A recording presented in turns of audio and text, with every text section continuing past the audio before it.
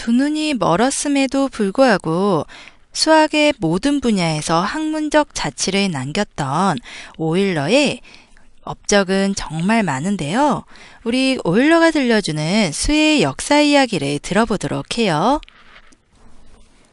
첫 번째 수업에는 자연수부터 살펴보도록 할게요. 자연수를 받아들이는 것이 자연스러운 이유는 사물의 개수를 세는 기본적인 행위에 필요한 수이기 때문인 거죠. 그 표시 또한 가장 간단하고 수월한데요. 실제로 자연수의 사용은 수의 역사에서 가장 먼저 이루어졌고요. 이렇게 간단하게 표시됩니다.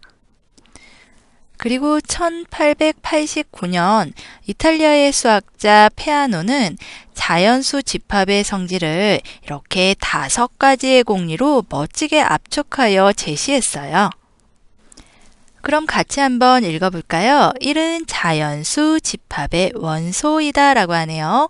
그리고 자연수 집합의 한 원소 x가 있으면 반드시 그 다음 수인 x'이 있다고 하고요. x가 어떤 값이더라도 x'은 1이 아니다 라고 하네요. 그 다음 수라고 했으니까. 그리고 서로 다른 수는 그 다음 수들도 서로 다르다. 그리고 네 가지 조건을, 위에 있는 네 가지 조건을 만족하는 집합은 그것을 부분 집합으로 하는 집합과 같다라고 하면서 자연수 이외의 수가 포함되는 것을 막았습니다. 자연수의 사칙 연산을 보면은요, 연산에 대해 닫혀 있다. 그것은 자연수끼리 덧셈을 한다고 했을 때 항상 자연수가 나오죠. 그때 자연수는 덧셈에 대해 닫혀 있다라고 말하는 것입니다. 그럼 자연수끼리 곱하더라도 자연수가 나오죠. 그래서 자연수는 곱셈에 대해서도 닫혀 있어요. 그런데 자연수끼리의 뺄셈이나 나눗셈의 경우에는 결과가 자연수가 아닌 것도 있는데요. 이 경우에는 닫혀 있지 않다라고 말을 할 수 있습니다. 그럼 자연수는 덧셈, 곱셈에 대해서 닫혀 있고 뺄셈, 나눗셈에 대해 닫혀 있지 않은 거죠. 어떤 수에서 출발하여 그 수만큼씩 커지는 수들을 그 수의 배수라고 하는데요. 그렇다면 5에서 50 커지는 5, 10, 15 이러한 수는 5의 배수라고 할 수 있겠죠. 그리고 3의 배수는 어떨까요? 3, 6, 9, 12, 15 이러한 수가 되는데요. 여기에서 15라는 수를 통하여 공배수를 이해할 수 있습니다. 15는 3의 배수이기도 하고 5의 배수일 수도 있죠. 그래서 3과 5의 공배수 15가 되는 거고요. 그리고 공배수에서 가장 작은 공배수 바로 최소 공배수가 되는 겁니다. 약수와 공약수도 생각해야 하는데요. 15는 3과 5의 곱이죠.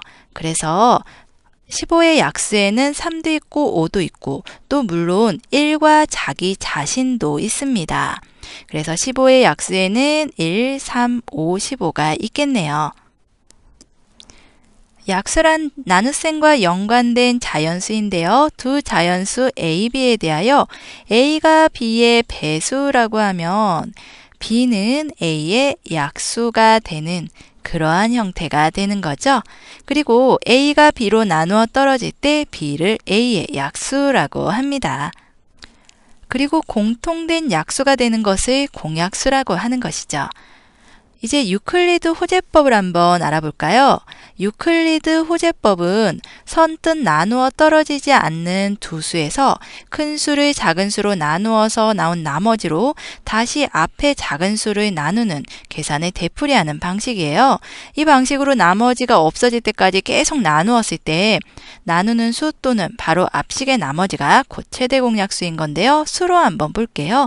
두 수가 108과 63인 경우 최대 공약수 생각해 보겠습니다. 108에는 63이 한번 들어가고 그리고 45가 남죠. 그리고 여기 63에는 45가 한번 들어가고 18이 남습니다. 그리고 45에는 18이 두 번 들어가고 9가 남죠. 그리고 18에는 9가 두 번 들어가고 나머지가 없네요. 이때는 나누어 떨어지는 경우, 그래서 최대 공약수는 0이 되는 것으로 볼 수 없고요. 최대 공약수는 0이 아닌 마지막 나머지인 9가 되는 겁니다. 자연수 중 가장 중요한 수 가운데 하나가 바로 소수인데요. 소수는 자연수 중에서 약수가 둘뿐인 수예요. 그래서 이때 두 약수는 당연히 1과 자기 자신만을 의미하게 되는 거죠.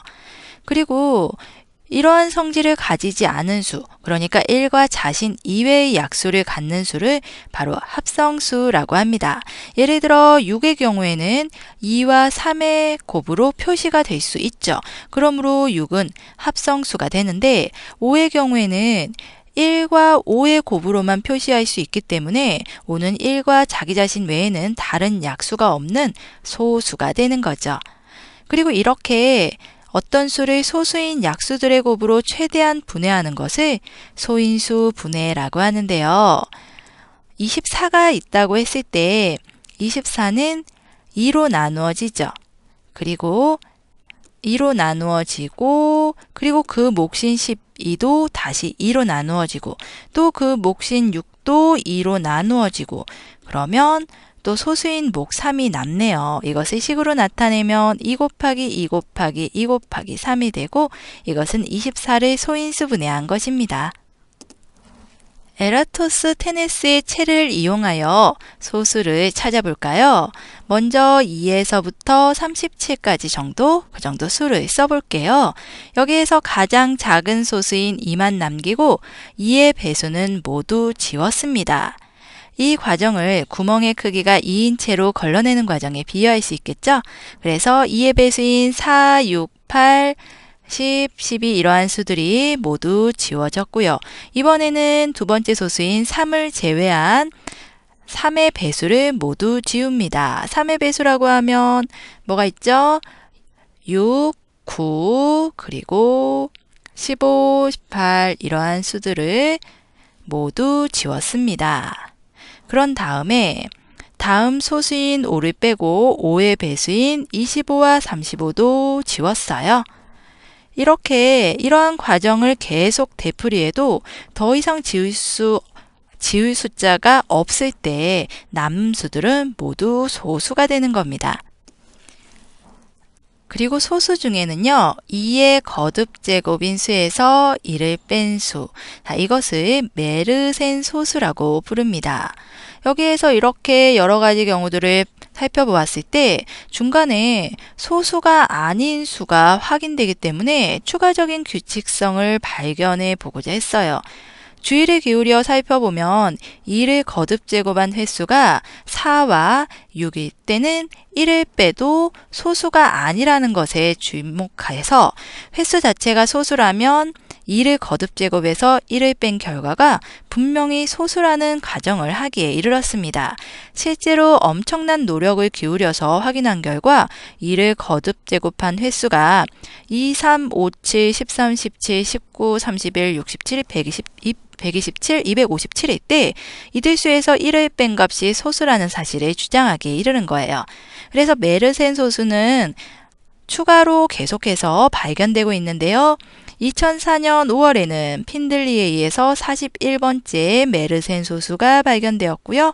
그리고 여기에서 이 소수는 십진법의 수로 표현을 하면은 이 수를 표기하는 것만으로 한 권의 책이 된다고 하네요.